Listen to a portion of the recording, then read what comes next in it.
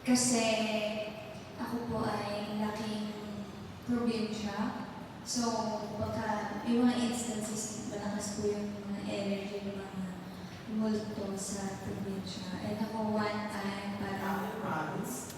po, Ano province? Laguna po. Parang dulo siya ng Laguna. So, puro puno po talaga. Wala kang ibang makikita kundi puno lang. And nung time na parang mag-isa lang ako sa bahay. Yung bahay po namin, parang typical na probinsya na po ng probinsyang bahay, ganun po. Gets mo ba? Bakit ka na? Nadilis ka ako. Nung time po na yun, parang mag-isa lang ako sa bahay. And then, simulang tao, yung family ko din, wala. And yung kapitbahay na po din namin doon, is family lang din natin. So, wala po talaga tao kasi ako lang.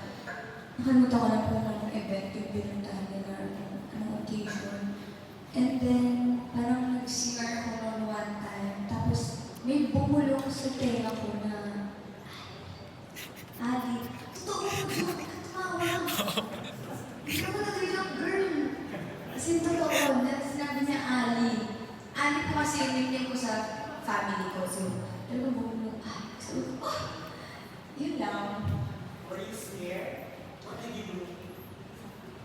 Nag-react lang po na, ganun lang. Kasi parang nakaka-gulat naman na may bubulong sa akin na ano. Totoo nga. Parang nakakagulat. First time ko po kasi yun na may experience ng ganung horror na parang tas ako lang mag-isa sa bahay.